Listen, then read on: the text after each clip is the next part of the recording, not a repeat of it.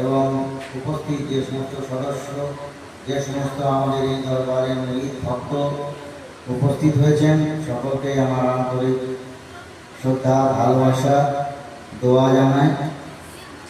আজকের এই মাহফিল হযরত সৈয়দ মোহাম্মদ ফজলে রহমান ইমানি রহমতুল্লাহ আলাইহির স্মৃতিচারণের অনুষ্ঠান চতুর্থ বর্ষীয় উর্স মুবারক উপলক্ষে প্রতিপালিত হচ্ছে। হুজুর সাল্লাল্লাহু আলাইহি সাল্লাম সম্পর্কে কিছু কথা আমি আগে আলোচনা করব। তার আগে হুজুর সাল্লাল্লাহু আলাইহি সাল্লামের সামনে বিশেষ করে আমরা একবার দরুদ শরীফ পাঠ করে নিই। আল্লাহুম্মা সাল্লি আলা সাইয়্যিদিনা মাওলানা মুহাম্মদ ওয়া আলা আলি সাইয়্যিদিনা শাফিয়ানা মাওলানা মুহাম্মদ। আল্লাহ মানুষকে সৃষ্টি করার সময় ফেরেশতাদের জানিয়েছিলেন, ইন্নী জাইলুন ফিল আরদি খলিফা, অবশ্যই আমি পৃথিবীতে আমার প্রতিনিধি সৃষ্টি করব। ফেরেশতারা তখন আপত্তি জানিয়েছিল, বলেছিল, আল্লাহ পাক এদেরকে আপনি মানুষকে আবার স্মরণ করবেন, দুনিয়ায় মারামারি কাটাকাটি খুনোখুনি করবে। আল্লাহ পাক বলেছিলেন, ইন্নী আ'লামু মা লা তা'লামুন, অর্থাৎ নিশ্চয় আমি যা জানি তোমরা তা জানো। আল্লাহ পাক তার পরিকল্পনা মতো দুনিয়াতে তার খলিফা মনোনীত প্রতিনিধি বা রিপ্রেজেন্টেটিভ পাঠাতে চেয়েছেন। সৃষ্টি করেছেন প্রথম মানব আদম আলাইহিস সালামকে। দফায় দফায় মানুষকে হেদায়েত দেওয়ার জন্য 1,24,000 পয়গম্বর, মতান্তরে 2,24,000 পয়গম্বরকে প্রেরণ করা হয়েছে। সব শেষে আমাদের পেয়ারা নবী হুজুর সাল্লাল্লাহু আলাইহি সাল্লামকে পাঠানো হয়েছিল। তো যাই হোক, বিভিন্ন দফায় দফায় আদম আলাইহিস সালামকে 10টি সহিফা, শীস আলাইহিস সালামকে 50টি সহিফা, ইদ্রিস আলাইহিস সালামকে 30টি সহিফা, নূহ আলাইহিস সালামকে 10টি সহিফা, এইভাবে 100টি সহিফা প্রেরণ করেছিলেন, যার মাধ্যমে তারা এই আল্লাহ তাআলার বান্দাদেরকে হেদায়েত দিয়েছেন, জ্ঞান দিয়েছেন, কিভাবে তাদেরকে জীবন ব্যবস্থা চালাতে হবে তা শিক্ষা দিয়েছিলেন। এছাড়াও দাউদ আলাইহিস সালামকে জবুর গ্রন্থ, মুসা আলাইহিস সালামকে তাওরাত গ্রন্থ, ঈসা আলাইহিস সালামকে ইনজিল গ্রন্থ এবং আমাদের আখির নবী হযরত মুহাম্মদ সাল্লাল্লাহু আলাইহি ওয়াসাল্লামকে কোরআন শরীফ গ্রন্থ প্রদান করা হয়েছে। তো আল্লাহ পাক সূরা ইমরানের 81 নম্বর আয়াতে সকল নবীদের কাছে অঙ্গীকার নিয়েছিলেন যে দুনিয়ায় মুহাম্মদ সাল্লাল্লাহু আলাইহি ওয়াসাল্লামকে যখন প্রেরণ করব তখন তার উপরে তোমরা ঈমান আনবে। যার ফলে আলমে আরওয়াহ তারা সকলেই স্বীকৃতি দিয়েছিল, সেই নবী রাসূল যারাই এসেছেন তারা সেই আলমে আরওয়াহ যখন স্বীকৃতি দিয়েছিল তাকে বলা হয় বায়াতে খুদা। সেই বায়াতে খুদার মাধ্যম দিয়ে তারা স্বীকৃতি দিয়েছিল। যাই হোক, এই রাসূলুল্লাহ সাল্লাল্লাহু আলাইহি ওয়াসাল্লাম যখন 1450 বছর আগে আরবে মক্কা নগরীতে এলেন এবং তিনি হুদায়বিয়ার যে একটা সন্ধি, হুদায়বিয়ার যে দিন গাছের নিচে একটা বায়াত প্রদান করেছিলেন, তা বায়াতে রাসূল নামে পরিচিত। এছাড়াও আমরা দেখি জানাব হুজুর আকরাম সাল্লাল্লাহু আলাইহি ওয়াসাল্লাম গাদিরে কওম নামক স্থানে হজ ফরজ উম্মতিদের উদ্দেশ্যে একটি ভাষণ দিয়েছিলেন এবং হযরত আলীর উদ্দেশ্যে বলেছিলেন, আমি যার বাংলা আলীও তার বাংলা, আমি যার বাণী আলীও তার বাণী।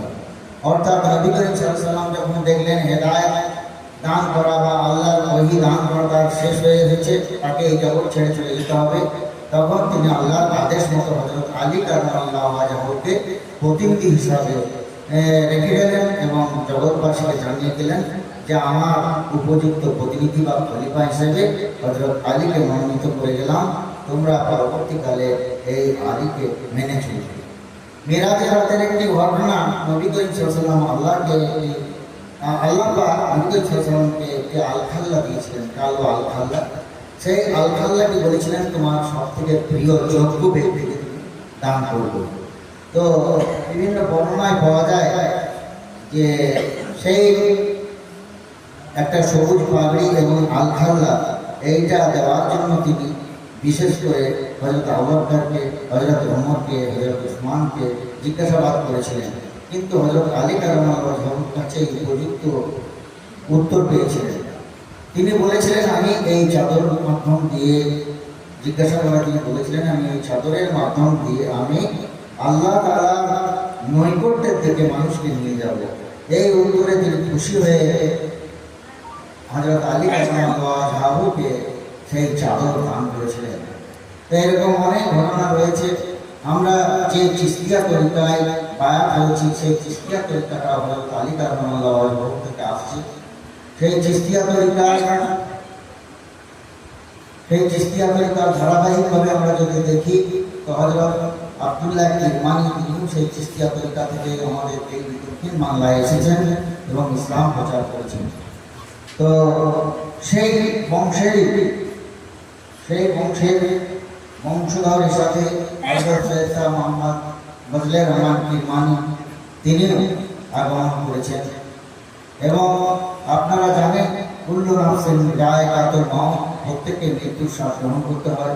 তিনিও এই জগৎ ছেড়ে চলে গিয়েছেন। তো যে কোনো মহামানব যখন এই পৃথিবী ছেড়ে চলে যান, কবরের দিকে তাকে ফেরেশতাদের সম্মুখীন হতে হয় এবং তারা যখন প্রশ্নের উত্তরগুলো ঠিক দেন, তখন ফেরেশতারা বলেন, খুশি হয়ে বলেন, নুমকা নামাতিল পুরুষ, অর্থাৎ তুমি এখন নববধূর মতো আল্লাহর দিদারের জন্য আরাম করো। সেই উরুস শব্দ থেকে এই পুরুষ উৎসব এসেছে। যাই হোক, আমাদের বীর মুর্শিদ হযরত সৈয়দ শাহ ফজলে রহমান কিরমানি রাহমাতুল্লাহ আলাইহির সামান্য কিছু কথা আমি তুলে ধরছি, কারণ এখন দীর্ঘ বক্তৃতার সময় নয়, এখন এই অনুষ্ঠান শেষের লগ্নে। তো যাই হোক, বীরভূম জেলার কুষ্টিগিরি গ্রামে তিনি জন্মগ্রহণ করেছিলেন 1936 খ্রিস্টাব্দের 7ই আগস্ট। তার পিতার নাম ছিল সৈয়দ শাহ আব্দুল হান্নান এবং মাতার নাম ছিল মাতুল বতুল। শিশুকালে তার মা জান বিবি উম্মাতুল বতুল ইন্তেকাল করেছিলেন। পরবর্তীতে তার অর্থাৎ সৈয়দ শাহ আব্দুল হান্নান সাহেবের দ্বিতীয় স্ত্রী হয়েছিলেন তার স্ত্রীর বোন, এবং তার কাছ থেকে তিনি লালন পালন তার হয়েছিল এবং 15 বছর বয়স অবধি তিনি তাকে মা বলে জানতেন। যাই হোক, পরবর্তীকালে তিনি বুঝতে পারেন যে তিনি তার সৎ মা। এরপর সময় কেটে যায়, এক এক করে তার বড় দাদা যান, দাদি যান, নানি যান, চাচা যান, এরা সকলেই এই দুনিয়া ছেড়ে চলে যান। এরপর তার যে শিক্ষা ব্যবস্থা 1940 খ্রিস্টাব্দে তার হাতে খড়ি হয়েছিল তকদির মাধ্যমে। উত্তরপ্রদেশের বেরেলি শরীফের প্রসিদ্ধ আলেম আলী আল কাদেরী কুষ্টিগিরি দরগা শরীফের তকদি অনুষ্ঠান সম্পন্ন করেছিলেন। পরবর্তীকালে উক্ত আলেম এবং নিজ চাচাজানের কাছে তিনি কোরআন, হাদিস, আরবি, উর্দু ইত্যাদি শিক্ষা করেছিলেন। গ্রামের বিদ্যালয় প্রাইমারিতে তিনি 1947 খ্রিস্টাব্দে পড়া শেষ করেছিলেন এবং কুষ্টিগিরি জুনিয়র মাদ্রাসায় 5ম এবং 6ষ্ঠ শ্রেণীতে পাঠ সমাপ্ত করেছিলেন 1949 খ্রিস্টাব্দে। সে সময় এই মাদ্রাসার প্রধান শিক্ষক ছিলেন দুবরাজপুরের সুবর গ্রামের এক লতিফ সাহেব এবং সহকারী শিক্ষক ছিলেন বিহিপাড়া আব্দুল জলিল সাহেব। তার পড়াশোনার জন্য এই শিক্ষকদ্বয় অসামান্য অবদান রেখেছিলেন। পরবর্তীকালে উচ্চশিক্ষার জন্য আত্মীয় স্বজনদের মধ্যে মতানৈক্য হয়েছিল। শেষ পর্যন্ত তিনি দিনী শিক্ষার সঙ্গে আধুনিক শিক্ষায় শিক্ষিত হতে চেয়েছিলেন। এই বংশে তিনি প্রথম সন্তান যিনি আরবি, উর্দুর সাথে বাংলা, ইংরেজি অর্থাৎ স্কুল কলেজের মুখ দেখেছিলেন। এর আগে যারা ছিলেন তারা আরবি, উর্দু শিক্ষার মধ্যেই থাকতেন। তিনি একমাত্র এই জেনারেল লাইনে পড়াশোনা থেকে এগিয়েছিলেন। 1953 খ্রিস্টাব্দে সুলতানপুর শ্রীরামপুর উচ্চ বিদ্যালয়ে ভর্তি হয়েছিলেন, যেটা এখন অবিনাশপুর হাই স্কুল নামে পরিচিত। সে সময় এই বিদ্যালয় ছিল বহুমুখী শিক্ষার ব্যবস্থার একটা উন্নত প্রতিষ্ঠান। এই বিদ্যালয়ের শিক্ষায় তাকে পরবর্তী জীবনে নানান প্রতিকূল পরিবেশের সাথে মোকাবেলা করতে হয়েছে। এখান থেকে তিনি নিয়মানুবর্তিতা, ধৈর্যশীলতা, সাহসিকতা ইত্যাদির মানসিকতা তিনি অর্জন করতে পেরেছিলেন, যা তাকে সফলতার উচ্চস্থানে পরবর্তীতে বসিয়েছিল। যাই হোক, 1950 থেকে 1954 খ্রিস্টাব্দ পর্যন্ত তিনি 4-5 বছর সুলতানপুর উচ্চ বিদ্যালয়ে পড়ালেখা করেছেন এবং সেখানকার ছাত্রাবাসে অবস্থান করেছেন। সেখানে তিনি হোস্টেলে থেকেই পড়াশোনা করেছেন এবং কুস্তিগিরি যাতায়াত করতেন। তার বাহন ছিল সাইকেল আর ঘোড়া, কখনো ঘোড়ায় চড়ে কখনো সাইকেল চড়ে তিনি এই বাড়ি যাতায়াত করতেন। 1950 খ্রিস্টাব্দের 24শে ডিসেম্বর তিনি সপ্তম শ্রেণীতে যখন পরীক্ষা দিয়েছেন, সেই সময় তার পিতা অর্থাৎ আমার দাদাজান সৈয়দ শাহ আব্দুল হান্নান সাহেব ইন্তেকাল করেছিলেন। যাই হোক, তিনি তাহলে প্রায় মাত্র 14 বছর বয়সে পিতামাতাহীন হয়ে পড়েছিলেন, পিতামাতা হারা হয়ে গেছিলেন। যাই হোক, ইন্তেকালের পূর্বে পাতেনি ভাইদের জন্য পিতা পুত্রকে নির্জনের কাছে থেকে কপালে চুম্বন দিয়ে এক বিশেষ দোয়া দিয়েছিলেন। এই ঘটনার পর থেকে তার দেহ মনে এক অলৌকিক প্রত্যেক শিহরণ জেগে উঠেছিল। হৃদয়ে তার নির্মলতা ও প্রশান্তির অনুভূতির সৃষ্টি হয়েছিল। পিতা পরলোকগমনের পর কুস্তিগিরির ওয়াকাফ স্টেটের চরম সংকট দেখা দেয়। এই অবস্থায় অভিভাবকের রূপে বিমাতা বিবি আফজলা খাতুন এবং পৃষ্ঠপোষক রূপে মারগানের আত্মীয় হযরত সৈয়দ আব্দুল ওলি সাহেব এবং তার ভ্রাতা আব্দুল হাদি এবং প্রভুজান বিবি আমাতুল হাসনা এবং যদিও দুই পুত্র বর্ধমান জেলার ঘোষকরার মকসুদ সাহেব ও মাহবুব জাহেরি সাহেব এবং সুদক্ষ কর্মচারী পলাশীর মুন্সি রিয়াজউদ্দিন এবং নবগ্রামের শ্রী গোপাল চন্দ্র সরকেল অস্থায়ীভাবে এই স্টেট পরিচালনা করার দায়িত্বভার গ্রহণ করেছিলেন। কিছুকাল বর্ধমান জেলার রাজ কলেজে তিনি পড়াশোনা করার পর বর্ধমানে ইসলামাবাদের অবস্থান করেছিলেন। এরপর 1960 খ্রিস্টাব্দে তিনি কলকাতা কলেজে পাঠ শেষ করে বাড়ি ফিরেছিলেন। দায়িত্বশীল ব্যক্তিগণ তাদের দায়িত্ব থেকে অব্যাহতি নিয়েছিলেন এবং হযরতকে সমস্ত কাজ বুঝিয়ে দিয়েছিলেন। হযরত নিঃসঙ্গ অসহায় অবস্থায় চরম অর্থ সংকটের সম্মুখীন হয়েছিলেন। সে সময় ওয়াকফ এবং ব্যক্তিগত মালিকানাধীন সম্পত্তি নিয়ে আত্মীয় স্বজনের মধ্যে তীব্র বিরোধ তীব্রতর হয়ে উঠেছিল। নানান সামাজিক রাজনৈতিক জটিলতার মধ্যে ভারসাম্য বজায় রেখে অনেক সম্পত্তি ও সম্পদ তিনি পুনরুদ্ধার করেছিলেন। ওয়াকফের লঙ্গরখানা, খানকা, দরগাহকে পুনর্জীবিত করার কাজে তিনি নিয়োজিত হয়েছিলেন। এই বিষয়ে তাকে বহু মামলা মোকদ্দমায় জড়িত হতে হয়েছিল। ওয়াকফ স্টেটের 34টি মৌজার অধিকাংশই বেদখল ছিল, সেগুলোর কিছু অংশ তিনি উদ্ধার করতে পেরেছিলেন। সেই সম্পদ থেকে মসজিদ, মাজার, লঙ্গরখানা পরিচালিত হয়ে আসছে। এই প্রতিষ্ঠানকে ঠিক রাখার সাথে সাথে তিনি গ্রামের ও পার্শ্ববর্তী গ্রামের বিচার, আচার, শান্তি শৃঙ্খলা বজায় রাখা এবং জনসভার কাজে নিয়োজিত হয়েছিলেন। কৈশোর থেকে যৌবনকাল নানা বাধা বিপত্তির মধ্যে দিয়ে তিনি কঠোর অবস্থার মধ্য দিয়ে অতিবাহিত করেছেন। অসহায় অবস্থায় একক প্রচেষ্টায় তিনি যে জীবন গড়ে তুলেছেন তা আমাদের কাছে চরম বিস্ময়ের বিষয়। প্রতি পদক্ষেপেই তার প্রতিকূলতা ছিল, তাকে বিধ্বস্ত করে তুলেছিল, কিন্তু তিনি তার লক্ষ্যে অটুট থেকেছেন, সাহসতায় ভর করে দুর্বাগতিতে এগিয়ে চলেছেন। এরপরে বীরভূম জেলার মারগাঁওয়ের কেরমানি বংশেরই সন্তান প্রসিদ্ধ পীর হযরত সৈয়দ আব্দুল ওলি সাহেবের সর্বকনিষ্ঠা কন্যা সৈয়দা কনির সঙ্গে 1963 খ্রিস্টাব্দে তার বিবাহ হয়েছিল। এই বিবাহ শিউরি সুমাতর পাড়ার হযরত হাউস বলে যে আমাদের বাড়ি আছে, সেই বাড়ি থেকে হয়েছিল। পরবর্তীতে কিছুকাল পর মারগাঁওয়ে বরযাত্রী সহ নববধূকে কুস্তিগিরিতে আনা হয়েছিল। যাই হোক, এর পরবর্তীতে তিনি পূর্বপুরুষদের আদর্শ মতো আপন সিলসিলা বা খানদানের মুরিদ মুতাকিদেরকে সংগঠিত করার কাজে নিয়োজিত হয়েছিলেন। পশ্চিমবঙ্গ ও ঝাড়খণ্ডের বিভিন্ন প্রান্তে মুরিদ মুতাকিদ বৃদ্ধি পেতে থাকে।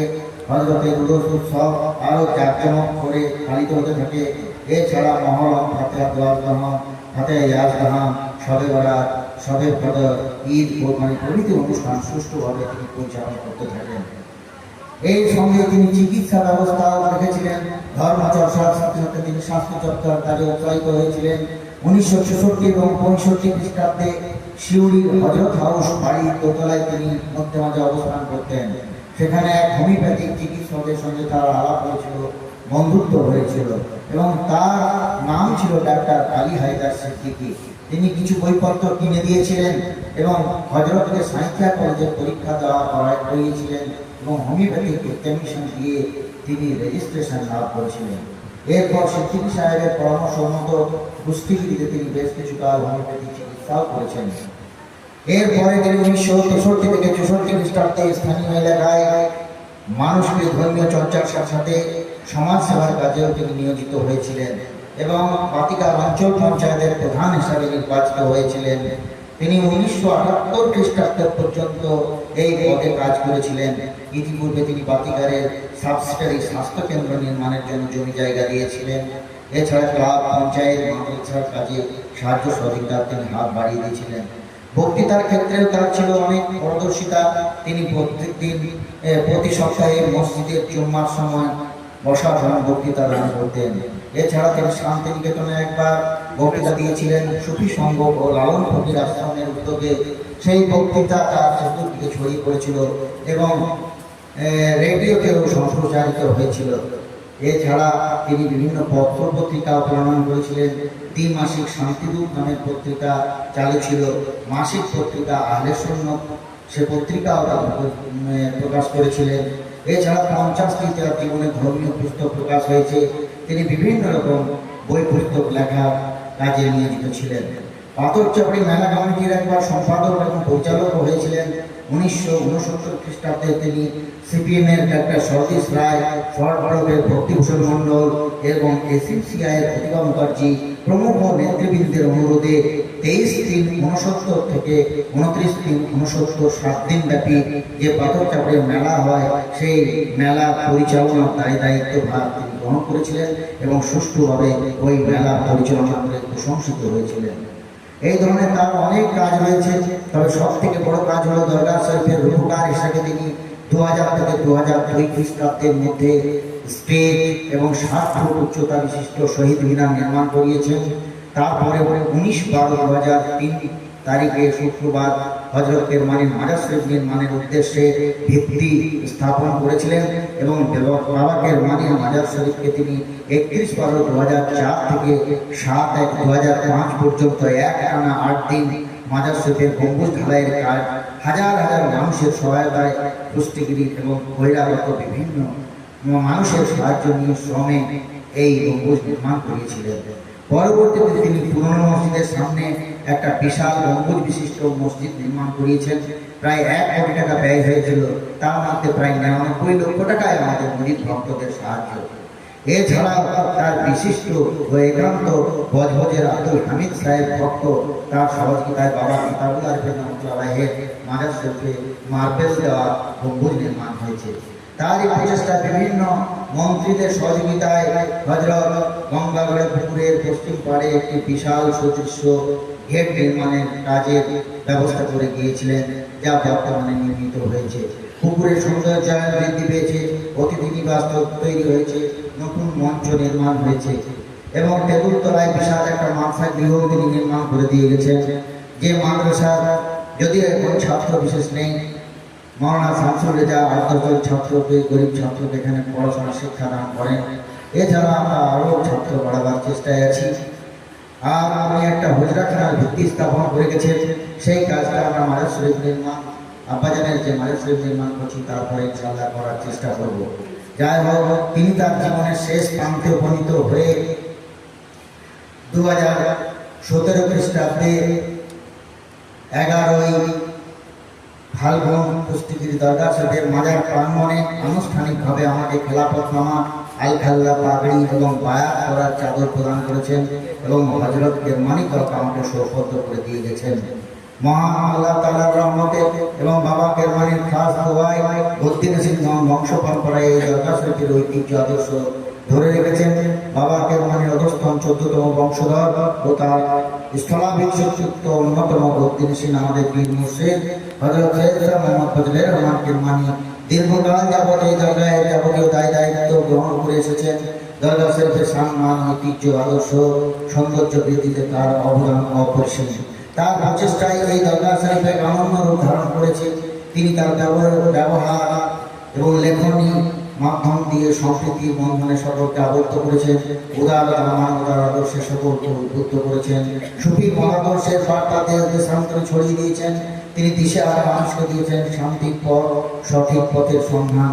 এছাড়া পীড়িত, অসহায়, দুর্ভাগা মানুষের সেবায় নিজেকে সারা জীবন নিয়োজিত রেখেছিলেন। তিনি আমাদের চোখের আড়ালে চলে গেলেও তার কর্মগুণে তিনি অমর হয়ে আছেন। তার সেই কাজ, তার যে লক্ষ্য, সেই লক্ষ্য নিয়ে আমরা এগিয়ে চলেছি। আমাদের মুরিদ ভক্তরা অধিকাংশই এই দরবারের বিভিন্ন ভালো কাজে ব্রতী রয়েছেন এবং আমার পাশে সহযোগিতায় রয়েছেন। আমি আশা করব আব্বা জানের বাকি যে কাজগুলো আছে সেগুলো আপনাদের সহযোগিতায় সম্পন্ন হবে ইনশাআল্লাহ তাআলা।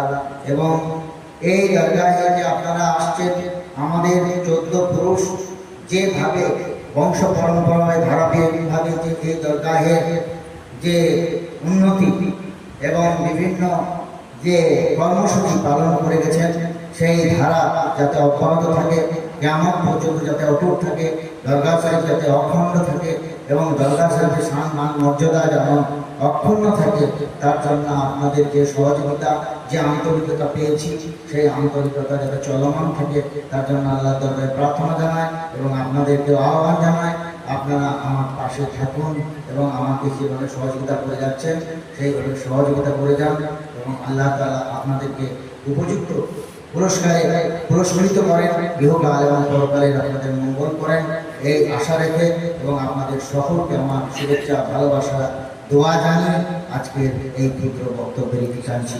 ওয়া মা আলাইনা ইল্লাল বালাগ।